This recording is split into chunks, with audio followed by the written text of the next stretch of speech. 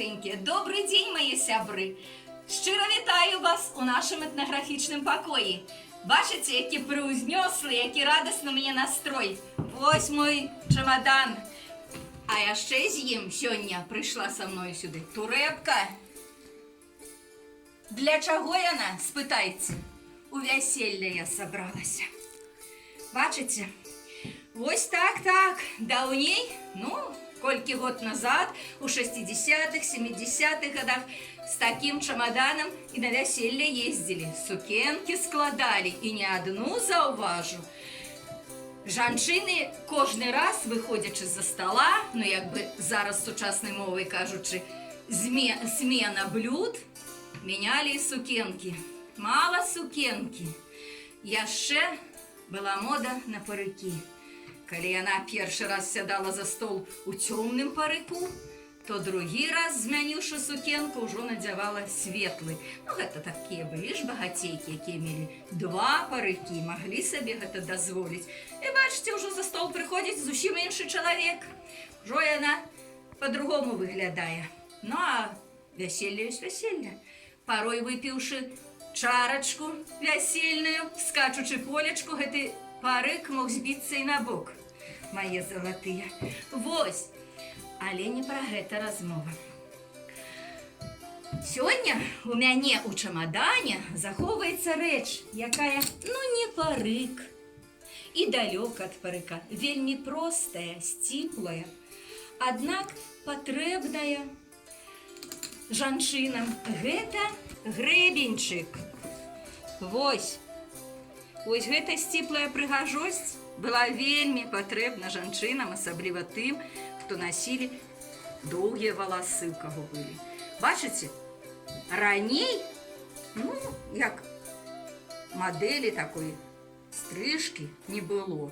Грылку, як моя бабка казала, чолку, не насілі. І вось валаскі закраплялі грабеньчыкам. Вось які ён прыгожы, яго форма, ён прымае форму галавы, вось, віхлястыя вось такія зубцы ў ім, каб, напэўна, добра трымаліся валаскі. Вось.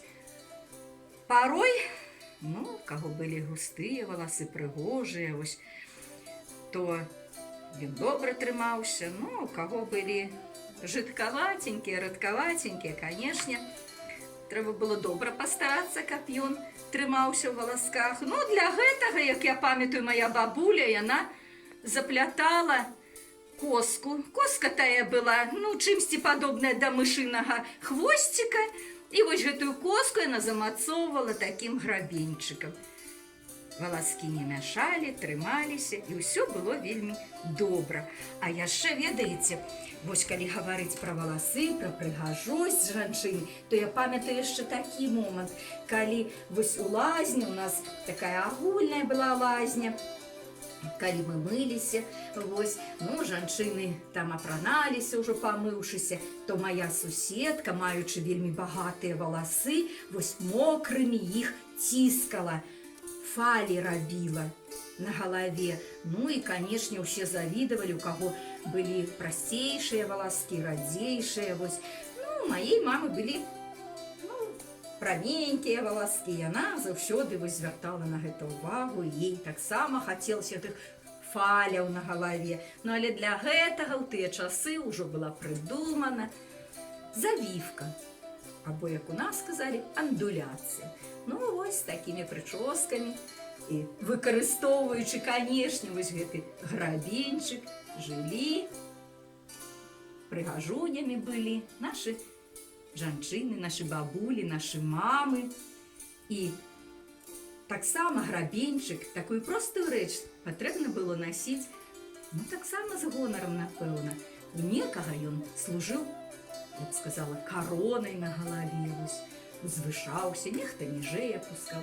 Вось такая неаб'ёмная, патрэбная рэч жанчын, яна ў мяне захавалася. Я вельмі таксама яе шаную, захоўваю. І чаго жадаю вам? Таксама беражыце, цікаўцеся даўнейшымі рэчамі. І да новых цікавых сустрэч!